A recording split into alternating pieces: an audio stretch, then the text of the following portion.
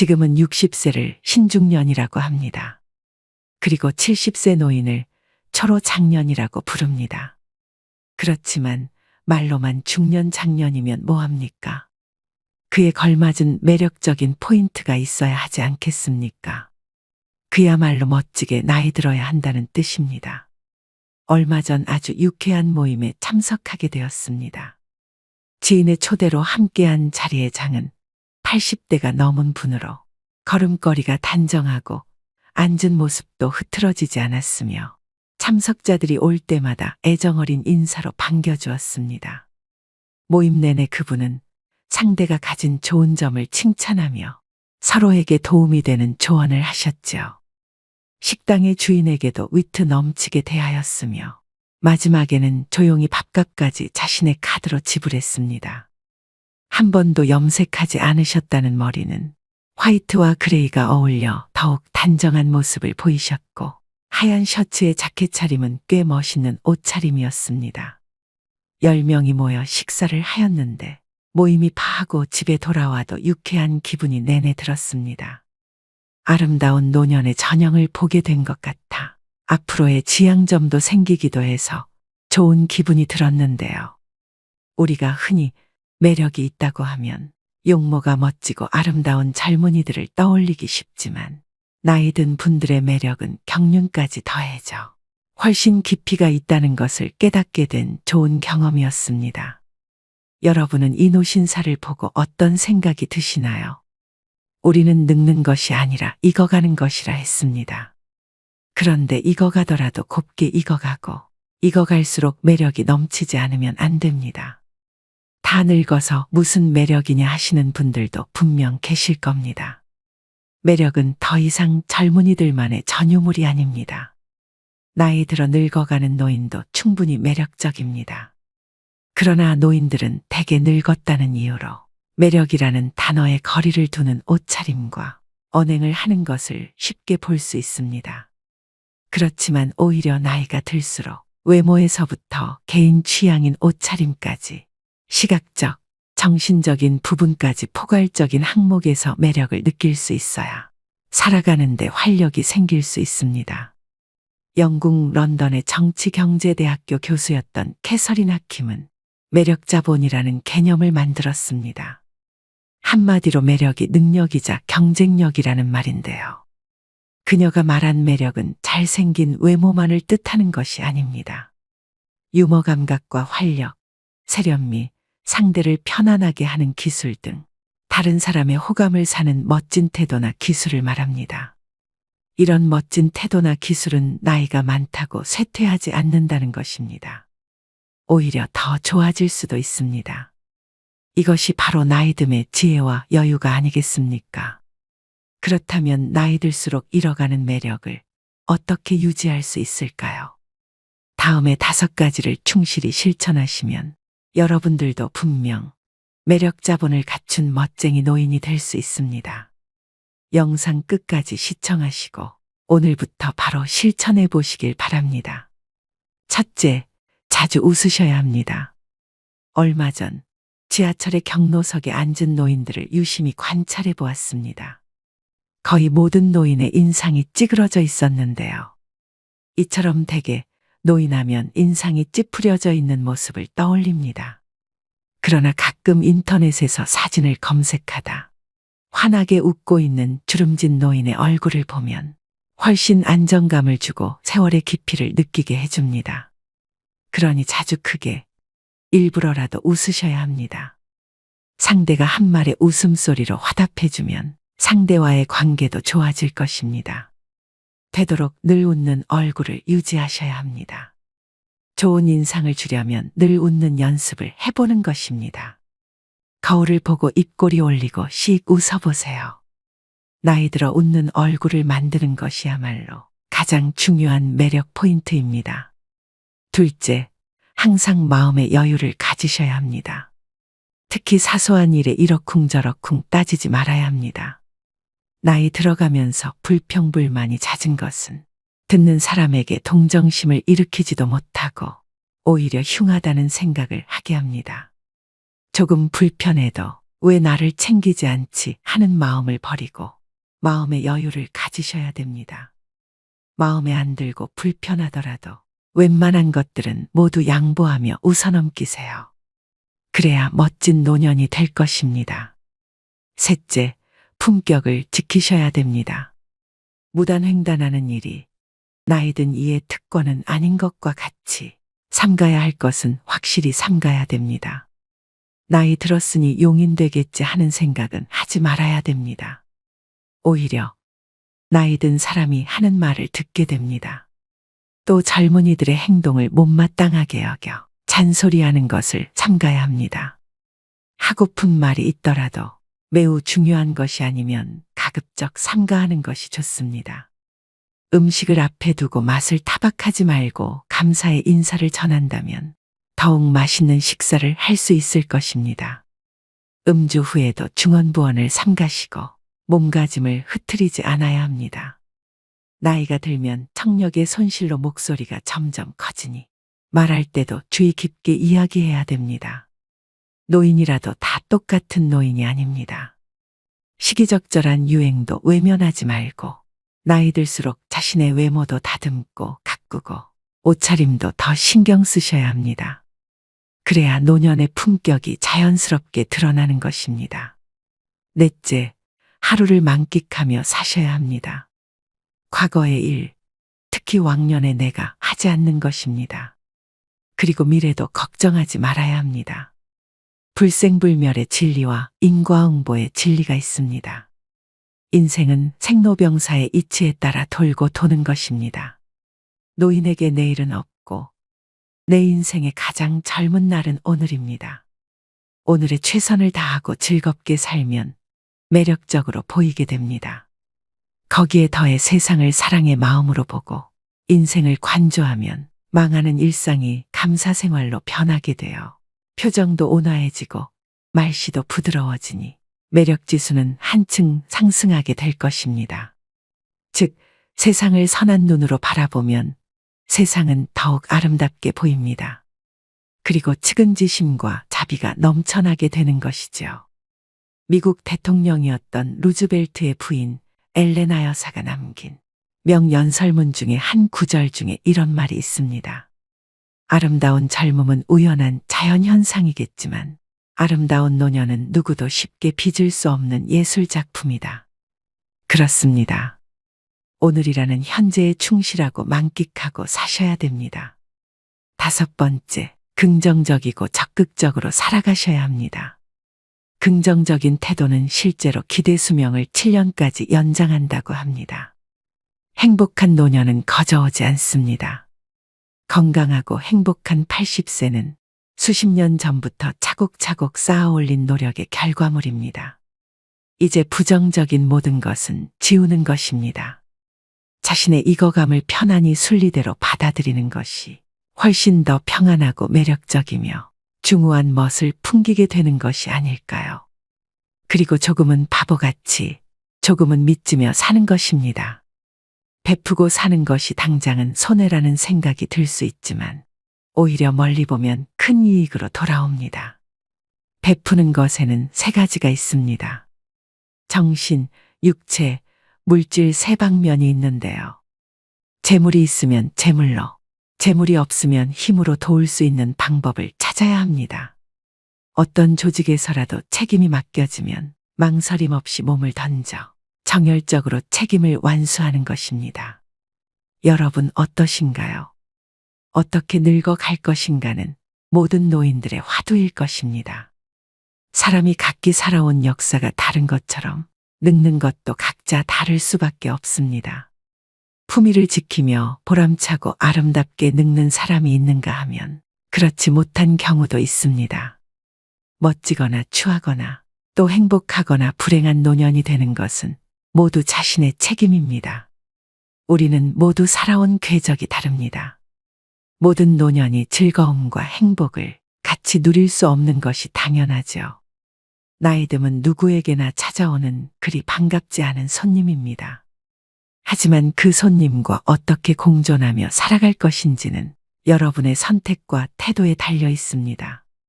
즉, 노력 여하에 따라서 아름답고 행복하게 늙어갈 수는 있습니다. 올해 여러분은 어떤 모습으로 나이 들어가기를 기대하고 계신가요? 그리고 여러분의 행복한 노후를 위해 어떤 노력을 기울이고자 하시나요? 이것을 지키지 않으면 땅을 치고 후회한다고 하는데요. 행복한 노후를 위한 원칙 5가지를 말씀드리겠습니다. 첫 번째는 더 이상 잃지 않는 것이 기본입니다. 어느 자산관리사는 어르신들께는 주식이나 펀드를 절대로 권하지 않는다고 합니다. 돈이 불어날 때는 좋아하시지만 팔지 못하고 나중에 손해를 입게 되면 괴로움이 이만저만이 아니라는 것인데요. 젊은이들은 다시 벌어서 메우면 된다고 생각하고 털어버리지만 어르신들은 다시 복구할 수 없다는 절망에 사로잡혀 일상이 무너지게 됩니다. 앞으로 일을 해서 돈을 벌 수 없고 모아놓은 돈을 가지고 죽을 때까지 생활해야 한다는 불안에 사로잡히게 되면 어딘가에 투자를 해야 될 것만 같기도 합니다. 그러다 보면 누가 뭐를 해서 돈을 많이 벌었다는 소위 카더라 이야기에 넘어가게 되어 노후 자금을 몰빵했다가 전 재산을 잃기도 합니다. 건강도 마찬가지입니다.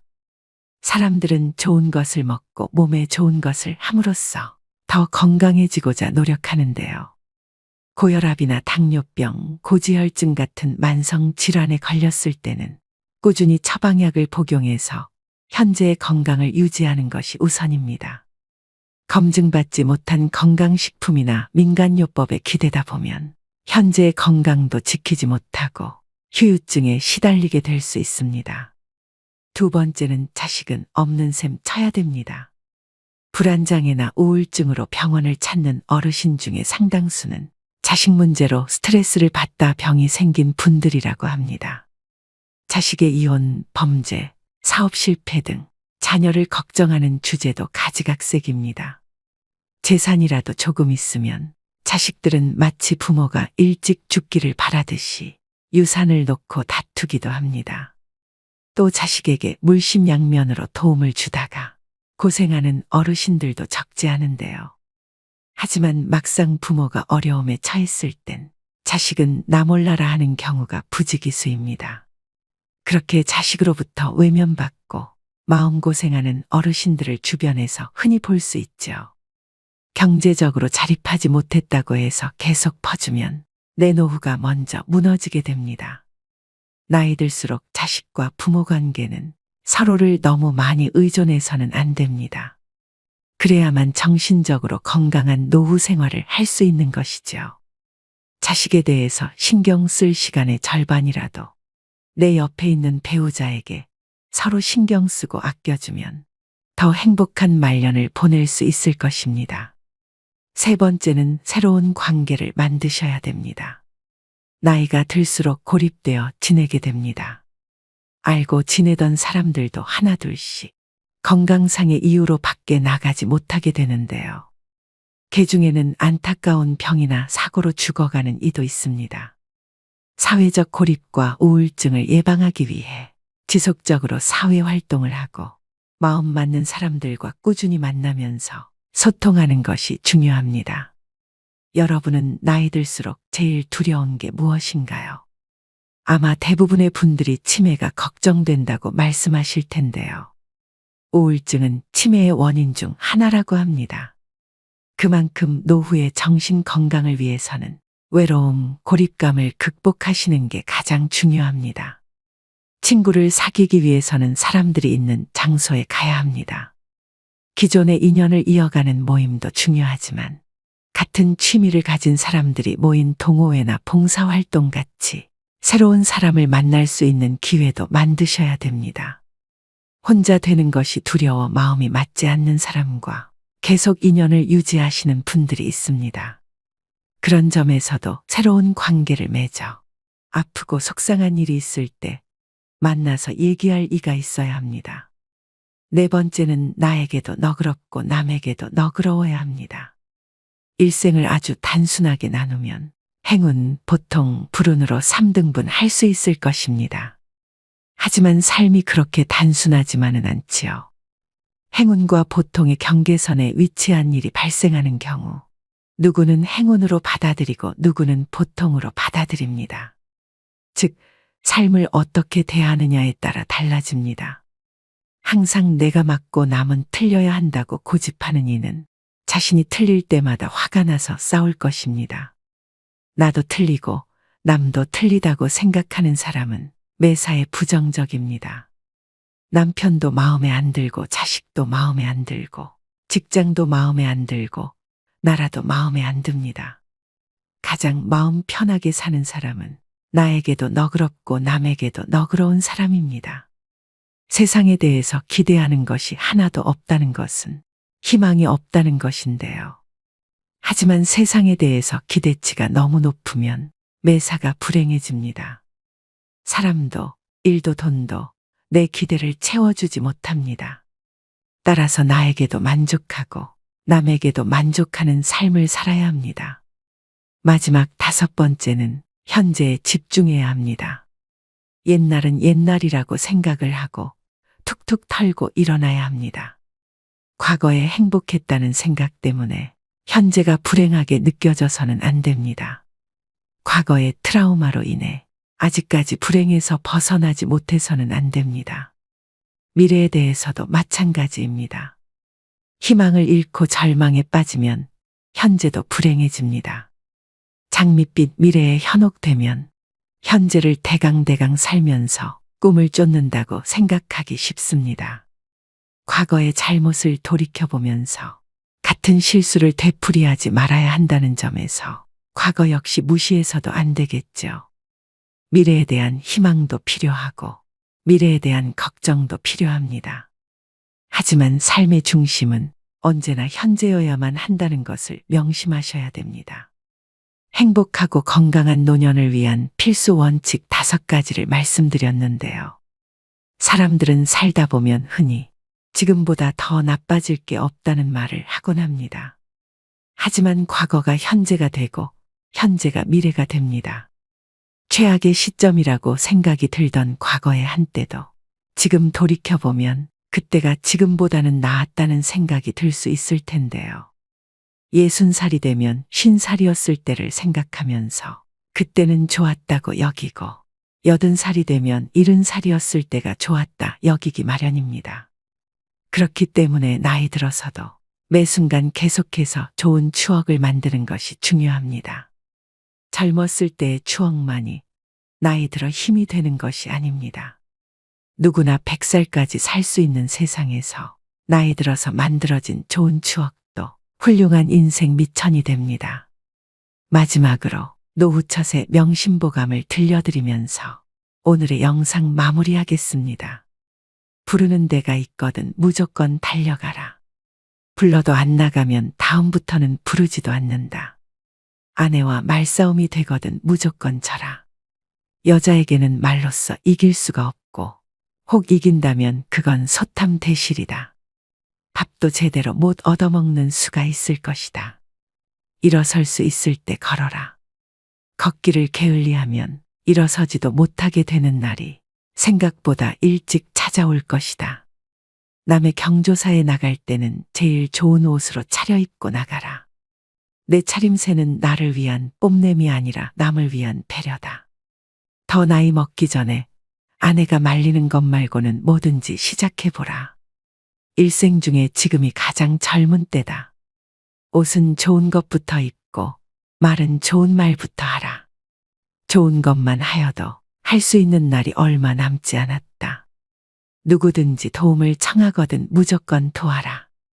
나 같은 사람에게 도움을 청하는 사람이 있다는 것을 감사히 생각하자. 안 좋은 일을 당했을 때는 이만하길 다행이다 하고 믿었던 사람에게 배신당했다면 오죽하면 그랬을까 하고 젊은 사람에게 무시를 당했으면 그러려니 하고 살자. 범사에 감사하며 살자. 적어도 3가지는 감사해야 한다. 나를 낳아서 키워준 부모에게 이날까지 밥 먹고 살게 해준 직장에 한평생 내조하느라 고생한 아내에게 감사하자.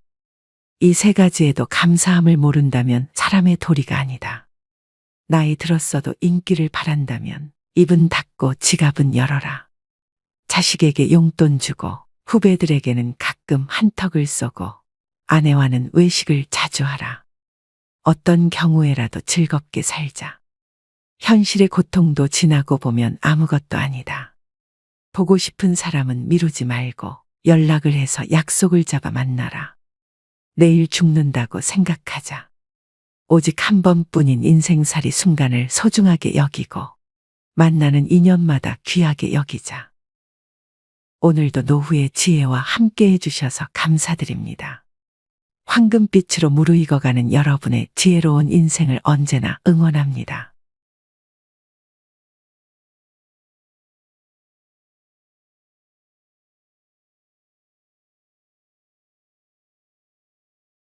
시간은 누구에게나 공평하게 주어집니다. 매년 차곡차곡 쌓이는 마일리지처럼 아이는 서서히 청년이 되어가고 청년은 자연스레 늙어 노화의 길로 접어들죠. 하지만 나이 들미 곧 노쇠를 의미하는 것은 아닙니다. 나이와 관련한 모순된 속담 두 가지가 있습니다. 나이는 못 속인다와 나이는 숫자에 불과하다. 둘 다 나이듦을 이야기하지만 전자가 나이에 굴복하고 노쇠 수순에 순응하는 의미라면 후자는 육체적 노화를 벗어나려는 자발적 의지가 담겨 있습니다. 여러분은 둘 중 어떤 속담을 품고 사시나요? 나이듦이란 물리적 노화일 뿐 우리 몸 안에 가슴에 청춘을 담는 일은 내 의지와 결정에 따라 얼마든지 달라질 수 있습니다. 지금이라도 변화하고 싶다면 잘 늙어가는 것이 곧 오래도록 청춘으로 사는 길이겠죠. 나이 들면 이런 마음으로 살다 갑시다. 삶을 남과 비교하지 말고 남을 원망하지 말고 부모로서 자식이 잘 되길 바래도 자식들에게 너무 기대하지 말고 지난 날을 후회하지 말고 내 운명이라 생각하고 운명이 다해 세상 떠날 때 부와 권력, 명예 다 놓아버리고 빈손으로 홀가분하게 미련 없이 미소 짓고 떠나게 해달라고 기도하며 삽시다. 재물이 많아도 만족하지 못하고 더 많은 재물을 모으려고 발버둥치면 재물의 노예가 되어 가진 재물에 만족하지 못해 마음이 가난하고 많은 재물이 없어도 가진 것에 만족하고 분수에 맞게 즐겁게 살면 마음이 부유의 부자입니다. 가난한 사람과 부자는 마음먹기에 달려 있습니다. 영겁의 세월 속에 인간의 삶은 흐르는 물과 같고 하늘에 떠가는 구름과 같고 올 때는 순서가 있지만 이 세상 떠날 때는 순서도 없고 언제 떠난다는 기약도 없어 몇 분을을 모르는 것이 인생이라 합니다. 지난 날은 다시 돌아올 수 없고 미래는 기약이 없으니 지난 일에 미련 갖지 말고 미래를 너무 기대하지 맙시다. 지금 주어진 이 시간이 생애 제일 소중하다고 생각하며 보람있고 즐겁고 행복하게 보냅시다. 노년에 친한 친구가 두 사람만 있어도 인생을 잘 살았다는 말이 그때는 마음에 와닿지 않았는데 정년 후에야 실감이 납니다. 친구가 될 수 있는 조건이 첫째, 가까이 살아 언제든지 부르면 올 수 있고 둘째, 취향이 같고 건강해야 동행할 수 있고 생활 여유가 같아야 함께 여행도 하고 술도 함께 부담 없이 나눌 수 있습니다. 나이가 들면 세상을 이런 마음으로 즐겁고 행복하게 살다 운명이 다해 부르면 큰 고통 없이 미소 짓고 미련 없이 떠날 수 있는 사람이 인생을 가장 잘 산 사람 아닐까요? 그래서 오늘은 나이 들어 성숙한 내면을 가지기 위해 반드시 피해야 할 행동 6가지에 대해 알려드리겠습니다. 오늘부터라도 5가지 중 1가지라도 실천하셔서 품격 있는 노후를 만들어 가시길 바랍니다. 인생 수업 바로 시작하겠습니다. 나이 들어 반드시 피해야 할 행동 첫 번째는 질서를 무시하는 사람입니다. 사람들이 전철을 타기 위해 출입문 양 옆에 줄 서 있는데 한 나이 든 분이 맨 앞으로 끼어들었던 적이 있었습니다. 질서를 지키는 모습에 대한 평가는 나이 들수록 더 극과 극으로 갈리는 경향이 있습니다. 30, 40대면 당연한 모습처럼 여기는데 머리가 흰 나이 든 노인이 질서를 지키는 모습은 훨씬 더 존경스러운 마음이 듭니다. 어른도 저러는데 나도 본받아야지 라는 생각이 듭니다. 30대, 40대도 어른인데 유독 노인에게 이런 마음이 든 이유는 무엇일까요? 바로 사회의 어른 근본이란 생각이 크기 때문입니다. 반면 노인이 질서를 무시하는 모습은 더 추하게 보입니다. 어린 사람보다 더 비난을 받는 이유는 모범을 보일 위치에 있는 사람이기 때문입니다. 오래전 줄을 서자, 차선을 지키자라는 캠페인이 벌어진 적이 있습니다. 사고를 예방하고 모두가 편해지는 길이라는데 공감했습니다. 새치기하고 무단횡단하는 것은 정말 부끄러운 모습입니다. 그런데 이런 행동을 어른이 버젓이 하는 모습에 질서를 가르치던 부모는 아이의 눈을 가리게 됩니다. 배울 것이 없는 것은 괜찮습니다. 하지만 배우지 말아야 할 것을 하는 것은 어른으로서 부끄러운 일입니다. 이런 부끄러움은 나이가 들수록 더 커져 추하게 보이기까지 합니다. 아프거나 거동이 불편한 사람은 예외를 둘 수 있지만 나이 들어 질서를 무시하는 사람들을 보면 나이를 어떻게 먹었는지 혀를 차게 되고 자기만 아는 형편없는 사람으로 여기게 됩니다. 두 번째는 책임을 회피하고 남 탓하지 말아야 됩니다. 우리가 어른에게 기대하는 것 중 하나는 바로 성숙한 태도와 책임감입니다. 그렇다면 왜 책임을 회피하고 남 탓하는 사람이 나이값 못하고 취해 보일까요?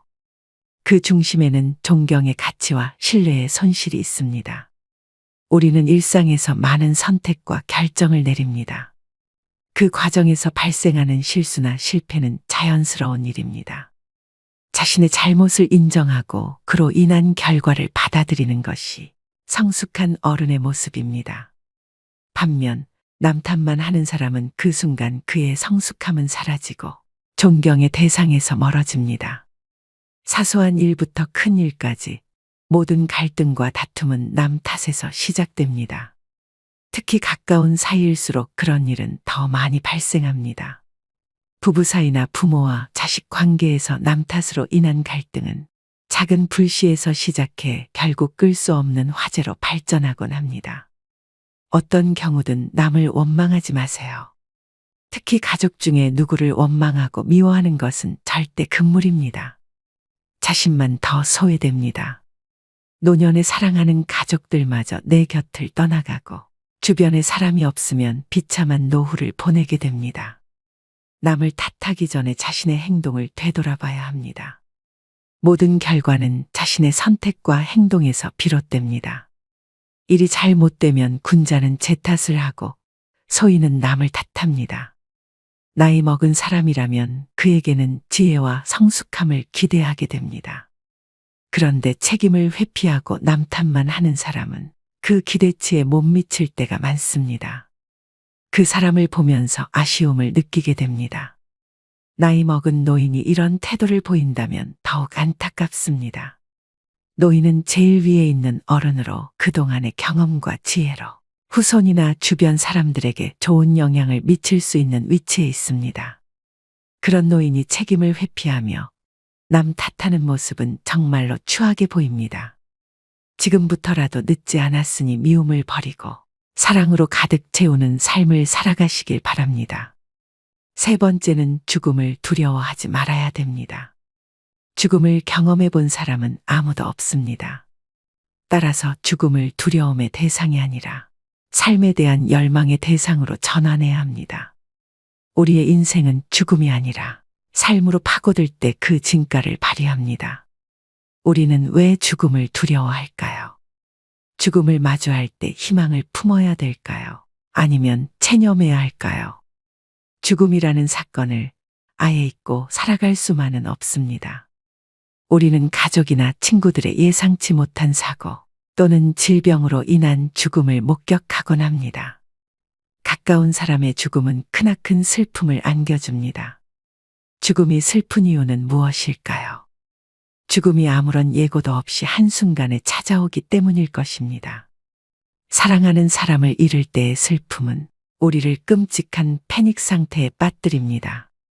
다시는 사랑하는 사람을 만나지 못할 거라는 절망에 휩싸입니다.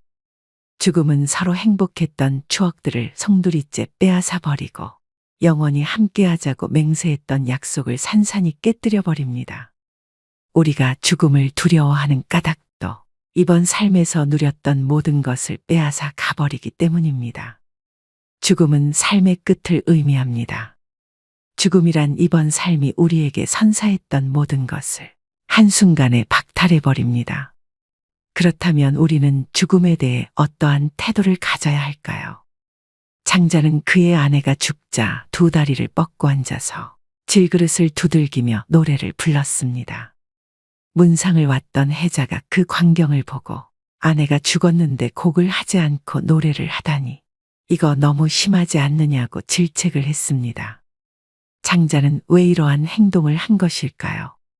장자도 아내가 죽었을 때 처음에는 슬퍼서 목 놓아 통곡했다고 고백합니다. 하지만 곧 장자는 사계절이 되풀이해서 흘러가는 것과 마찬가지로 죽음은 소멸이 아니라 변화의 과정이라는 하늘의 운명을 깨달았습니다. 태어나기 전 인간에게 삶이란 없었습니다. 우연히 기가 형성되고 인간으로 태어나면서 삶이 시작된 것입니다. 죽음이란 이제 다시 변화의 과정을 통해 태어나기 전으로 돌아가는 것입니다. 우리에게는 가족의 죽음이든 자신의 죽음이든 운명으로 받아들이는 태도가 필요합니다. 인간이 죽는다면 그저 태어나기 전으로 돌아갈 뿐입니다. 죽음 이후를 막연히 두려워할 필요가 없습니다. 네 번째는 허풍을 심하게 떨거나 자랑을 너무 많이 하는 것입니다. 나이 들어서까지 입만 열면 잘난 척과 허풍을 떠는 사람이 있습니다. 제 주변 친구 중 한 명은 그렇게 자식 자랑을 합니다. 살면서 하지 말아야 할 자랑 3가지를 꼽자면 배우자 자랑, 자식 자랑, 돈 자랑이라고 합니다. 이 가운데서도 특히 아무리 친한 친구 사이라도 하지 말아야 할 자랑이 있는데 그것이 바로 자식 자랑입니다. 사람들 가운데는 자식들 일로 인해 자랑을 할 것이 많은 사람도 있지만 그렇지 않은 사람도 있지요. 특히 자식 때문에 속을 썩이고 있거나 고민이 많은 사람이 있습니다. 이런 사람 앞에서 자식 자랑을 하는 것은 아픈 사람 앞에서 자신의 건강을 자랑하는 것과 같습니다. 그 말을 듣는 사람의 입장에서는 겉으로 드러내지는 않아도 그 자체로 스트레스이고 고통이 됩니다. 나이가 들수록 축하보다도 자랑을 많이 하는 친구들이 있는데 이런 습관은 오랜 친구마저도 멀어지게 합니다. 이처럼 사회에서 잘난 척과 허풍이 심한 사람을 만나게 되면 그때마다 느끼는 게 있습니다. 자랑하는 사람일수록 자세히 들여다보면 내세울 것이 별로 없다는 사실입니다. 자신은 스스로 자기 자랑을 열심히 하고 있지만 그래서 들여다보면 빛 좋은 개살구이거나 그 주변에는 별로 성과라고 할 만한 것이 없는 사람이 대부분이었습니다. 왜 그럴까요? 자랑을 수시로 하는 사람은 겉으로 자신이 대단한 사람이라는 것을 적극적으로 알리지 않으면 부족한 사람이라는 것이 저절로 드러나기 때문이다. 자신에게 부족한 점이 많다는 것을 감추기 위해 끊임없이 주변 사람에게 자기를 드러내는 것입니다. 주변 사람에게 어떻게든 인정을 받아야 부족한 것을 감출 수 있을 것 같은 의식의 생각입니다. 그런 사람들의 의식에는 역설적으로 별로 이룬 것이 없는 사실에 대한 불안과 걱정이 깔려 있습니다. 반면 무엇인가를 이룬 사람은 그것을 굳이 자랑하려 하지 않습니다. 아니, 자랑할 필요가 없습니다. 자랑하지 않아도 그들이 갖춘 것은 저절로 드러나기 때문입니다. 경제적으로나 정신적으로나 부유하든 그렇지 않든 과시를 주목적으로 하는 사람일수록 자랑하는 것만큼 실제로는 보잘것없을 가능성이 큽니다. 실제로 내가 갖고 있는 것과 이룬 것과 별개로 과시를 목적으로 하는 사람일수록 스스로 자신이 부족한 사람이라는 사실을 계속 강조하는 것이겠죠. 사람들과의 관계에서 항상 겸손하고 베풀 줄 아는 것. 겸손과 베푸는 삶을 실천할수록 실제로 부자 마인드에 가까워지는 법입니다. 그렇게 아름답게 늙는 것입니다. 그것이 진짜 부자들의 자세이기 때문입니다. 5번째는 내적 성장을 최우선으로 해야 됩니다. 돈이나 권력과 같은 언제고 사라질 수 있는 그림자를 삶의 절대적 가치라고 믿고 살아간다면 실제로 그것들이 사라졌을 때 크나큰 상실감에 휩싸일 수밖에 없습니다. 반면에 내적 성장은 사라지지 않습니다. 내가 깨달은 참된 지혜는 누구도 훔쳐갈 수 없습니다. 질문하지 않는 삶은 무의미합니다. 우리는 어렸을 적 경이로움에 가득 찬 눈동자로 세상을 바라봤습니다. 그런데 자라면서 세상을 향한 호기심은 물론 자기 자신에 대한 궁금증을 서서히 잃게 됩니다. 이미 다 안다고 착각하기 때문입니다. 이 세상은 무엇으로 이루어져 있는지, 왜 그런 일이 일어나는지, 나는 어떻게 해야 하는지 집요하게 캐묻지 않습니다. 그렇게 서서히 고정관념에 갇힙니다. 세상 일에 대해 그리고 더 나은 삶에 대해 캐묻지 않고 음미하지 않는 사람은 무미건조하고 무기력합니다. 더 좋은 삶을 상상하지 않으니 변화 역시 생기지 않습니다. 뭘 해도 시큰둥하고 재미없는 일상에서 삶의 의욕을 얻기란 불가능할 것입니다. 그렇다면 어떻게 해야 할까요? 질문을 통해 지혜를 스스로 깨우쳐야 합니다.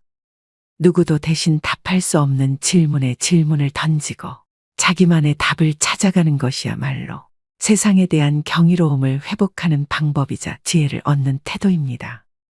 6번째는 내 몸을 사랑해야 됩니다. 마르고 날씬한 몸매가 미의 기준이 되면서 하루가 멀다 하고 온갖 종류의 다이어트 프로그램과 보조제, 갖가지 운동 방법이 홍수처럼 쏟아집니다. 그러는 동안 남녀를 불문하고 식이장애에 시달리는 사람들도 늘어나고 있는데요. 식이장애는 극단적 다이어트 후 폭식과 거식으로 우울증과 같은 심리적 문제를 일으키는 질병입니다. 우울증은 다시 폭식과 거식으로 이어져 악순환의 고리에 빠지게 됩니다. 오늘날 건강한 육체는 겉보기에 날씬하고 다부진 몸매와 동일시 되고 있습니다. 아이러니하게도 날씬한 몸매를 얻는 대신 건강을 잃는 일이 생깁니다. 어떻게 하면 정신과 육체를 모두 건강하게 할 수 있을까요? 첫째, 내 몸을 사랑하는 것은 자유로워지는 첫걸음이다. 세상에서 말하는 아름다움의 기준을 충족시키기 위해서가 아니라 육체가 제 기능을 온전하게 발휘하도록 관리해야 됩니다. 남에게 보여주려고 인생을 낭비하지 마세요. 둘째, 마음의 허기를 정신적으로 채우는 것이다. 마음이 허해서 먹는다라는 말이 있습니다. 우리는 우울한 기분이나 불안, 허전함을 음식을 먹으며 채우곤 합니다. 그러고는 자책감과 우울감, 자기 혐오를 느낍니다. 불안하거나 우울하다면 식욕을 채우는 것 외에 다른 방법을 찾아보세요. 인간관계에서 만족감을 얻을 수도 있고 취미생활로 일상을 풍요롭게 만들 수도 있습니다. 중요한 건 허한 내 마음을 알아주는 것입니다. 잃어버린 만족감을 자기 자신에게 돌려주려 노력할 때 공허하고 외롭고 혼란스러운 마음의 그늘이 걷히게 됩니다. 세상에서 말하는 아름다움의 기준을 충족시키기 위해서가 아니라 육체가 제 기능을 온전히 발휘하도록 관리해야 합니다. 남에게 보여주려고 인생을 낭비하지 말고 타인에게 맞춰진 모습으로 스스로를 뜯어고치려 하지 말아야 합니다. 오늘의 영상 어떠셨나요? 사람들은 이미 지나버린 시간 속에 후회스럽다 말을 자주 합니다. 그때 참았더라면, 그때 잘했더라면, 그때 알았더라면, 그때 조심했더라면, 훗날에 지금이 바로 그때가 될 텐데, 지금은 아무렇게 보내면서 어리석게도 오늘도 자꾸 그때만 찾고 있습니다. 게으른 사람에겐 돈이 따르지 않고 변명하는 사람에겐 발전이 따르지 않는다고 합니다. 자기만 생각하는 사람에겐 사랑이 따르지 않고 비교하는 사람에겐 만족이 따르지 않으며 거짓말하는 사람에겐 희망이 따르지 않고 간사한 사람에겐 친구가 따르지 않지요. 세상을 아름답게 살려면 꽃처럼 살면 되고 세상을 편하게 살려면 바람처럼 살아가야 합니다. 꽃이란 자신을 자랑하지도 남을 미워하지도 않으며 바람은 어떤 그물에도 걸리지 않고 험한 산도 아무 생각 없이 쉽게 오릅니다. 그러니 나이 들어서는 꽃처럼 바람처럼 살아가야 합니다. 사람은 태어나면서부터 변해가는데 그것을 성장이나 노쇠라 합니다. 죽어가는 과정이기도 하죠. 나이가 들면서 늙어가는 이도 있고 낡아지는 이도 있고 익어가는 이도 있습니다. 여러분은 어느 쪽에 해당하시나요? 노인이라고 다 똑같은 것은 아닙니다. 아름답게 늙어가기 위해서는 세상의 변화에 발맞춰 현재 진행형으로 바뀌어야 합니다. 마지막으로 정지용의 시 향수 들려드리면서 오늘의 영상 마무리하겠습니다. 넓은 벌 동쪽 끝으로 옛 이야기 지줄대는 실개천이 휘돌아 나가고 얼룩배기 황소가 해설피 금빛 게으른 울음을 우는 곳. 그곳이 차마 꼬맨들 이칠리야. 지라로에 재가 식어지면 빈 밭에 밤바람 소리 말을 달리고 엷은 졸음에 겨운 늙으신 아버지가 집벽에를 돋아 고이시는 곳. 그곳이 차마 꼬맨들 이칠리야. 흙에서 자란 내 마음, 파란 하늘 빛이 그리워 함부로 쏜 화살을 찾으려 풀섭 이슬의 함초롬 휘적시던 곳. 그곳이 차마 꼬맨들 이칠리야. 전설바다에 춤추는 밤물결 같은 검은 귀민머리 날리는 어린 누이와 아무렇지도 않고 예쁠 것도 없는 사철 발벗은 아내가 따가운 햇살을 등에 지고 이삭 줍던 곳. 그곳이 차마 꼬맨들 이칠리야. 하늘에는 섞은 별, 알 수도 없는 모래성으로 발을 옮기고 서리 까마귀 우지짓고 지나가는 초라한 지붕. 흐릿한 불빛에 돌아앉아 도란도란 거리는 곳. 그곳이 차마 꼬맨들 이칠리야. 오늘도 노후의 지혜와 함께 해주셔서 감사드립니다. 황금빛으로 무르익어가는 여러분의 지혜로운 인생을 언제나 응원합니다.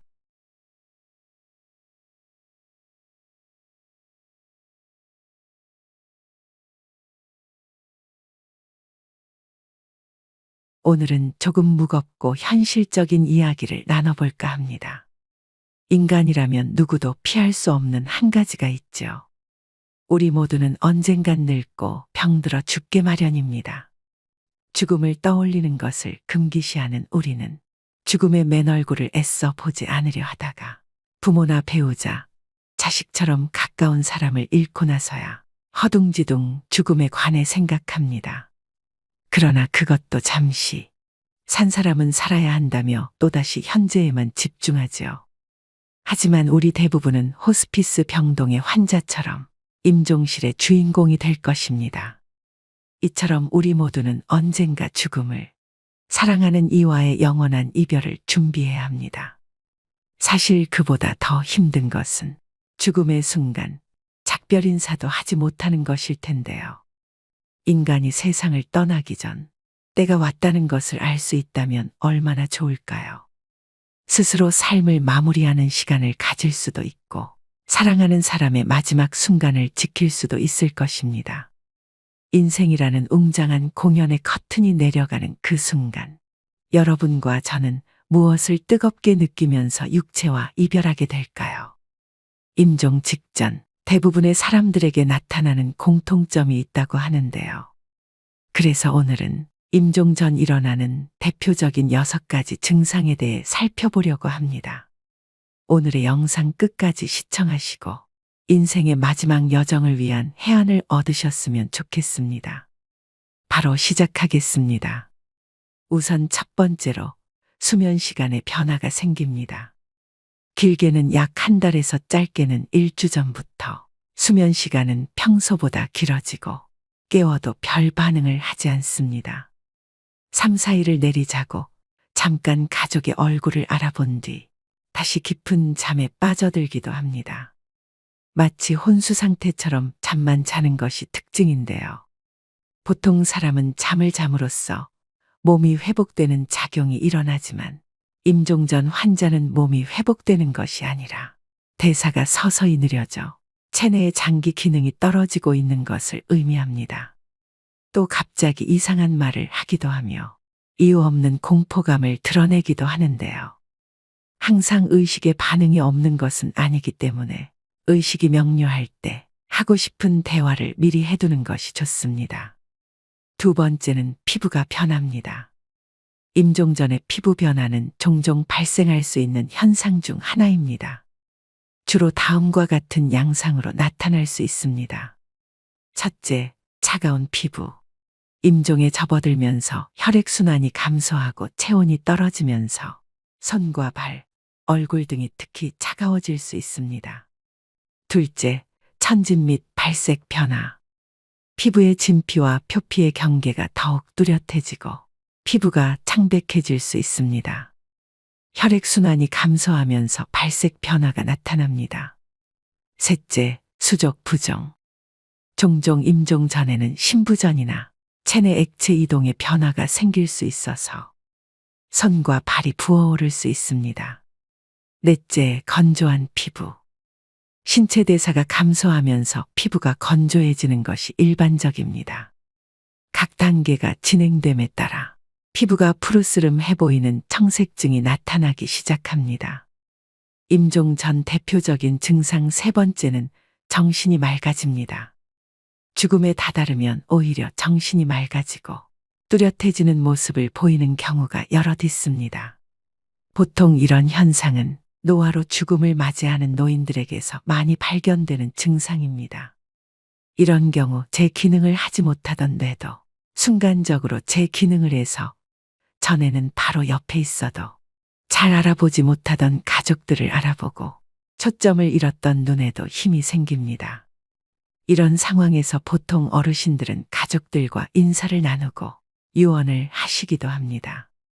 이럴 때 종종 힘있고 뚜렷한 눈으로 천장이나 창밖을 계속해서 주시하는 경우가 많다고 합니다. 네 번째는 호흡이 변합니다. 보통 임종 과정에서 나타날 수 있는 호흡은 체인스톡 호흡이라고 합니다. 임종이 다다르면 숨을 몰아쉬고 또 잠시 멈췄다가 또 몰아쉬는 경우가 반복됩니다. 이런 경우 보통 임종 과정에 가까웠다고 보게 되고 자연스럽게 숨을 쉬지 못하고 목의 근육이나 턱, 가슴 근육 이런 것들을 많이 사용을 해서 숨을 쉬는 모습을 보입니다. 또 가래 끓는 소리가 나기도 하는데요. 죽음을 앞둔 사람은 가래를 삼키지도 뱉어내지도 못하게 되면서 목에 분비물이 쌓이게 됩니다. 따라서 숨을 쉴 때 가래 끓는 소리가 납니다. 영어에서는 죽음의 딸랑이라고 이를 뜻하는 단어가 있을 정도로 대표적인 임종의 신호이기도 합니다. 다섯 번째는 식욕 감소 및 갈증이 생깁니다. 임종 전 증상으로 며칠, 몇 주 동안 많은 사람들은 음식과 음료에 대한 욕구가 감소하는 것을 경험하는데요. 거식증으로 알려진 이러한 식욕부진은 신체 쇠퇴의 자연스러운 부분입니다. 몸이 필요한 것만 받아들이고 필요하지 않은 것은 배출합니다. 또 입이나 목이 건조해지고 입술이나 혀가 갈라지거나 침이 끈적끈적해집니다. 마지막 여섯 번째는 변실금이 생깁니다. 임종 전 환자는 소변색이 진해지고 양이 줄어들게 되는데요. 모든 근육의 힘이 서서히 풀리게 되면서 환자의 의지와는 상관없이 괄약근의 힘 조절 때문에 변실금이 생기곤 합니다. 임종이 가까워질수록 대변의 양이 많아지고 반대로 혈압은 저하되어 소변의 양은 줄어들게 됩니다. 여러분 어떠신가요? 말씀드린 증상은 죽음의 접근과 더불어 몸과 정신의 변화를 나타내며 종종 죽음의 문턱에서 받아들임과 평온을 준비하는 과정으로 볼 수 있습니다. 의식이 없고 표현을 할 수 없을 때를 대비해서 의식이 있을 때 가족분과 소중한 사람들에게 충분히 전할 말을 하셔야 후회가 남지 않습니다. 요양병원에서 간호사로 20년째 일하고 있는 김미옥 씨는 수많은 죽음을 목격하면서 깨닫게 된 경험이 있다고 하는데요. 한 어르신은 폐렴으로 오랜 병상 생활을 하셨다고 합니다. 고령의 이 할아버지는 죽음이 문턱에 있었는데도 불구하고 아무도 어르신을 찾아오는 사람이 없었다고 합니다. 이 간호사가 수소문을 해보니 할아버지께서 젊은 시절에 가정을 돌보지 못하고 가족에게 지은 죄가 많으셨다고 합니다. 그래서 모든 인연을 끊고 혼자 사셨다고 하는데요. 이 어르신은 육체적으로 이미 돌아가실 시점이 지났는데도 불구하고 억지로 숨을 버티고 있는 느낌을 받으셨답니다. 가족을 수소문해서 아내분이 찾아오셨고 아내분은 남편의 손을 꼭 붙잡고 내가 용서해 줄 테니 이제 편안히 가셔요라고 하니 그제야 할아버지는 눈을 감으셨다고 합니다. 그렇게 사랑했던 가족이 떠나가게 되면 우리는 슬퍼할 겨를도 없이 뒤이은 장례를 준비해야 합니다. 가족 중 소중한 누군가를 허망하게 떠나보내고 다들 경황이 없지만 누군가는 꼭 준비해야 하는 일이죠. 무엇부터 해야 하는지 모르는 경우가 많아 당황하는 분들이 많습니다.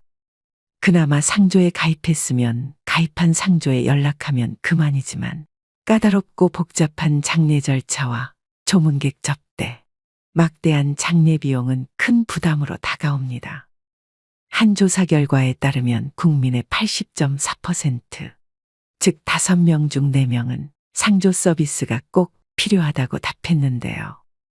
그렇다면 국내에 수없이 많은 상조회사 중 어떤 업체를 선택하는 것이 가장 현명할까요?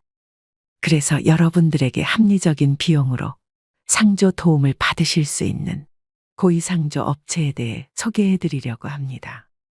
고위상조 서비스를 바탕으로 나이 먹고도 모르면 바보 되는 장례 준비 3가지를 살펴보겠습니다. 첫 번째, 선불제와 후불제 중 어떤 상품을 선택해야 되나요? 먼저 선불제의 경우 말 그대로 미리 상조 비용을 지불하는 것인데 쉽게 말하면 보험과 같습니다. 일반적으로 120회 월납으로 총 납입금은 500에서 1000만 원 수준인데요. 이 금액에서 현장에서 추가 비용이 결제되는 경우도 허다합니다. 또 가입 시 가전이나 휴대폰 할인 등을 명목으로 가입을 유도하는 경우가 많고 이런 부분에 혹해 가입하시는 분들도 많습니다. 하지만 가전을 받는 돈은 막대한 금액을 내는 것 중 극히 일부에 지나지 않고 만약 도중에 업체가 폐업을 하는 경우 내 돈을 제대로 찾지 못해 소비자가 피해를 떠안는 경우가 많습니다. 연간 수십 곳의 상조회사가 폐업을 한다고 하는데요. 그러다 보니 많은 분들이 함부로 상조를 가입하기 꺼려 하시는 경우도 많습니다. 이런 여러 단점을 극복하기 위해 나온 것이 후불제 상조입니다. 후불제의 경우 낮은 금액대부터 높은 금액대까지 다양하게 갖추어 있어서 가족분들이 예산에 맞춰서 직접 선택하실 수 있는 장점이 있으며 불필요한 상품들을 포함하지 않을 수 있기 때문에 훨씬 합리적으로 비용을 아낄 수 있습니다.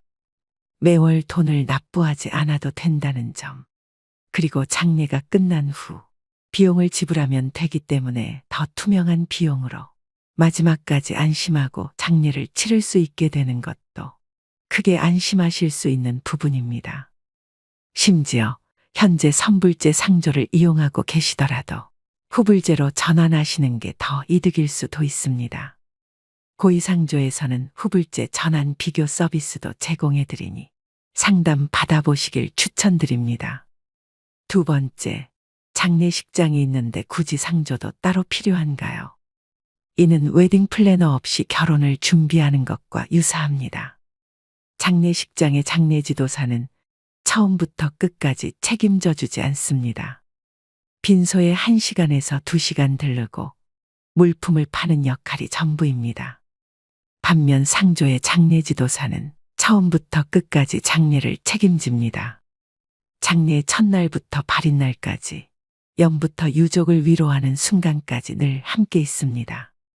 장례식장을 끼고 장례를 진행하는 것은 물품, 식비 등을 고려하므로 상조보다 기본적인 비용이 더 많이 나오는 것이 보통입니다.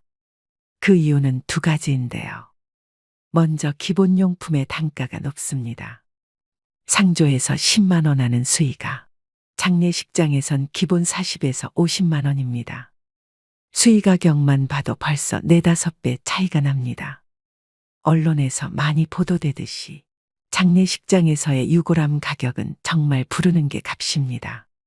또 식비를 관리해주는 상조와 달리 식비가 많이 나올수록 장례식장 측의 이득이므로 추가 비용도 수십만 원을 훌쩍 넘기게 됩니다. 유족들이 경황이 없다 보니 물품 선택을 하실 때 정확한 판단을 못 하시게 됩니다. 그런 리스크를 없애는 게 바로 상조인 것이죠. 마지막 세 번째는 정직하고 합리적인 상조업체 고르는 방법입니다. 결론적으로 정직하고 합리적인 후불제 상조에 맡기는 것이 답인데요. 다만 국내에 수없이 많은 상조업체 중 어느 업체가 믿고 맡길 만한지 판단하기가 어렵습니다. 현명하게 상조업체 고르는 방법 첫 번째는 가격 정찰제를 활용하고 있는가. 장례용품 강매와 노잣돈 및 수고비 강요 등 추가적인 결제를 유도하지 않는 것이 매우 중요합니다. 많은 업체들이 최저가를 표방하고 유인한 뒤에 추가 비용 결제를 유도하는 방식을 사용합니다. 고의상조는 합리적인 비용으로 구성되어 있는데요. 가족장이 259만 원, 무빈소장 159만 원, 일반장 359만 원으로 이용하실 수 있습니다. 둘째, 미사용 품목을 공제하고 있는가. 고의상조는 권리 포기로 간주한다. 다른 품목으로 대체 제공한다는 등의 부정적인 관행을 따르지 않습니다. 하지만 많은 업체들이 품목들을 사용하지 않았음에도 공제하지 않고 있는 것이 현실입니다. 셋째, 친절한 서비스를 제공하는가. 당연한 말이지만 상조의 하청의 재하청 구조 등으로 비싼 비용을 지불하고도 소비자의 당연한 권리인 친절한 서비스가 제공되지 못하는 경우가 빈번합니다. 고의상조는 24시간 직영상담센터 운영과 엄격히 선발된 장례지도사를 통한 친절한 서비스 제공이 고객 만족의 최우선입니다. 나이 들수록 모르면 바보 되는 장례준비 3가지에 대해 말씀드렸습니다. 이처럼 알면 알수록 꼭 필요한 게 상조라고 생각되는데요.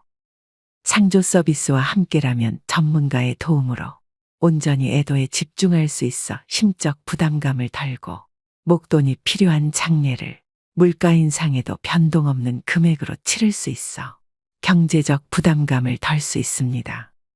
가족의 죽음은 슬프지만 누군가는 꼭 준비해야 되는 일입니다. 합리적인 고의상조를 통해서 사전에 장례 준비를 해놓는 것은 조금 더 현명하게 사랑하는 사람을 편안히 보내드리는 길일 것입니다. 전화 상담도 가능하니 필요하신 분들을 위해 전화번호를 남겨드립니다. 고의상조 1666-9784입니다. 가장 건강할 때 자신의 죽음과 사랑하는 가족의 죽음을 준비해 두면 남은 인생은 선물처럼 주어지고 노후를 더욱 활기차고 평온하게 살아갈 수 있을 것입니다. 오늘의 영상 어떠셨나요? 잘 죽으려면 잘 살아야 한다는 말이 있습니다. 그렇다면 잘 산다는 말은 무엇일까요? 용서를 빌어야 하는데 빌지 못했던 잘못들, 옆에 있는 사람에게 잘해주지 못한 것에 대한 마음이라고 마지막 순간에서 대부분의 사람들은 그렇게 말합니다. 모든 죽음은 슬픕니다. 하지만 슬픔 속에서 떠나더라도 우리는 죽음 직전까지 행복해야 합니다. 우리가 소중하게 간직해야 할 기억은 죽음이라는 끝맺음이 아니라 죽기 전까지 행복하게 살았던 시간입니다. 글을 쓸 때 첫 문장보다 마지막 문장을 먼저 생각하면 좋습니다. 마지막 문장을 생각한 뒤 글을 써나가면 흐름의 일관성이 생기고 글 전체가 한 호흡으로 연결되기 때문인데요. 인생도 글쓰기와 다르지 않습니다. 자신의 마지막을 응시하는 것은 삶의 일관성을 부여하는 일입니다. 살다 보면 순간순간 중요한 갈림길에 서게 됩니다. 그때마다 자신의 마지막을 상상하며 후회하지 않을 선택을 한다면 인생의 중요한 것을 놓치지 않고 살아갈 수 있습니다. 여러분 모두 후회가 남지 않는 행복한 노후를 보내셨으면 좋겠습니다. 마지막으로 인생에 대한 좋은 글 읽어드리면서 오늘의 영상 마무리하겠습니다. 무엇이 삶이고 무엇이 늙음이고 무엇이 죽음인가. 현재의 행복에 최선을 다함이 삶이요. 이러한 삶이 오래되어 편해짐이 늙음이요. 영원히 쉬는 것이 죽음이라면 틀린 말일까? 사람들은 모든 면에서 양면성을 지닌다. 생과 사에 대해서도 그렇다. 어떤 사람들은 살기 위해 발버둥치고 또 어떤 이들은 쉽게 죽어버리려고 한다. 인간들 외에도 모든 생물은 열매를 맺는다. 벼 이삭도 쌀을 맺으면 그 줄기와 이파리는 누렇게 시들고 볼품없어지는 것이다. 사과나무도 사과를 연글게 할 무렵이면 그 이파리는 벌레 먹어 흉한 모습이 된다. 사람도 이와 같이 그 열매, 곧 아들과 딸을 장성시키면 늙고 병들어 볼품없는 모습으로 변해가는 것이다. 이러한 현상은 지극히 당연하고 자연스러운 것이며 우리는 그와 같은 모습에 오히려 존경심을 가져야 한다. 늙고 추하게 변해가는 것을 두려워해서는 안 된다. 또한 죽음을 두려워해서도 안 된다. 늙으면 쉬게 되는 것이고 죽는다는 것은 있던 것이 없어지는 것이 아니라 영혼과 육체가 분리되기 때문에 더 편히 쉬게 되는 것이다.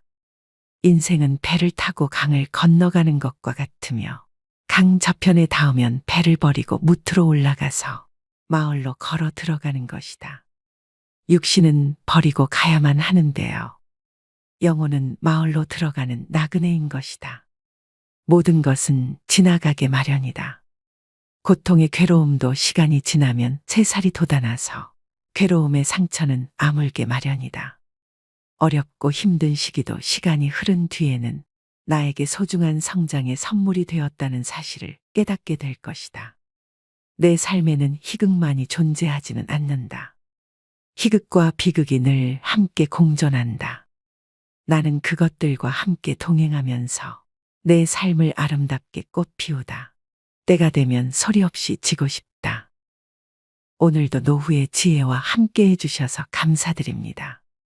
황금빛으로 무르익어가는 여러분의 지혜로운 인생을 언제나 응원합니다.